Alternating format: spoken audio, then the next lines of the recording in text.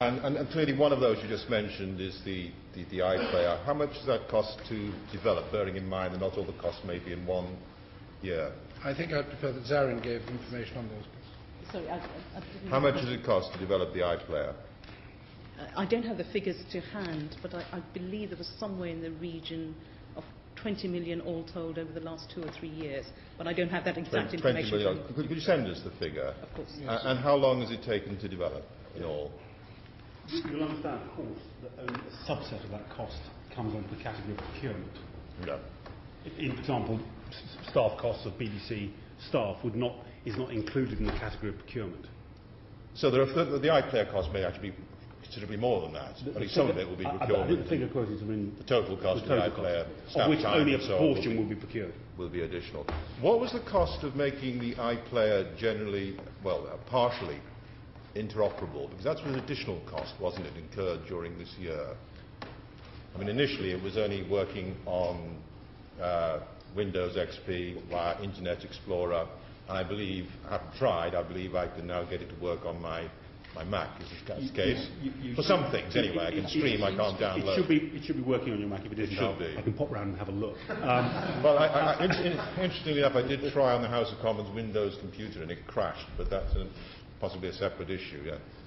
Maybe a problem at your end, who knows? Yeah, indeed so. The plan with the iPlayer was always to make it as widely available across different platforms as we could. And the main consumer launch of the iPlayer, which happened on Christmas Day, when we actually launched it to the public fully. So it was planned expenditure, nothing to do with the protests that were voiced at the time. To be honest, people feared that the BBC might be planning a sort of cosy and exclusive relationship with Microsoft. It was always planned. It was a requirement of the BBC Trust, but to be honest, it was always the management's plan that this product will be available for people using different systems. It had nothing to do with the fact that your group controller of future media technology actually came from Microsoft and was hired from Microsoft. It was a condition of approval by the BBC Trust that the full availability through different systems should be accelerated. What was true is that some of the initial consumer tests were available only for use in the Microsoft Windows and Media Player environment. But that was at the, as it were, testing stage. It's absolutely core to the BBC that we make our services as universally available as possible, and that absolutely, in the context of the web, includes the availability of services on different platforms. So at what stage will we be able to fully download and stream to a Mac or a Linux computer? You can do that now. Both of them? Yeah. Okay. Why, in a sense, did you develop your own piece of kit? Because there are actually things you could have procured. I mean, BT Vision is one product, BitTorrent is another, which are both developed and fully interoperable, as I understand. Why go to all the trouble of procuring your own system, which in a sense you could have bought off the peg? Well, again, the iPlayer, the application of the iPlayer, the client application, and the way programming media files are both encoded and transported from server to client is not a bespoke BBC creation. It itself is and the standards elsewhere are actually better, aren't they? In some it's an assembly of existing pieces of technology. Yeah. We've packaged some different pieces of technology, but it's not as if we've gone out and invented our own peer-to-peer or digital rights management systems. These have been packaged up. A significant part of the cost of the iPlayer is to do something rather different, which is the nature of this application, and if you like, the promise of the application is that people will be able to catch up on. I know. And there's a substantive point coming.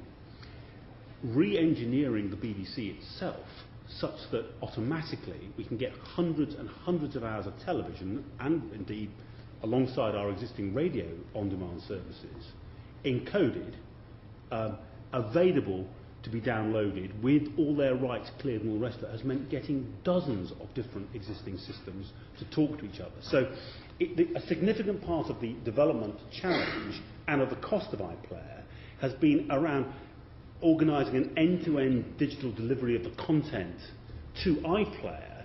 In some ways, the easiest part of the exercise has been the business of...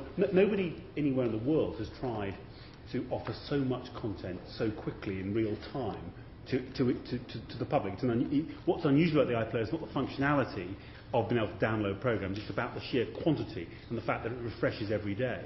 And it's been, if you like, the back office side of the content delivery, which has been a large part of both the technological challenge and also a significant part of the cost. But can you not understand the view that you spend 20 million, clearly much more than that, on developing this piece of apparatus application, which, when it downloads the marvellous content of the BBC, can't even tell me how much I've downloaded in terms of megabytes and so on, can it? Well, we've decided to keep the user interface. I mean, BitTorrent can tell me how much I've downloaded. Well, the BBC can't tell me. Well, to be honest, what we've chosen to offer a user interface which is very simple, very clear, and which, if I may put it the other way, is not going to put off people because it offers vast amounts of complex information about megabitage and streaming rates and all the rest of it. If you go onto the iPlayer right now, in 2 or 3 clicks, you can be watching Sense and Sensibility. And what we're seeing, about 1 million people have already tried iPlayer.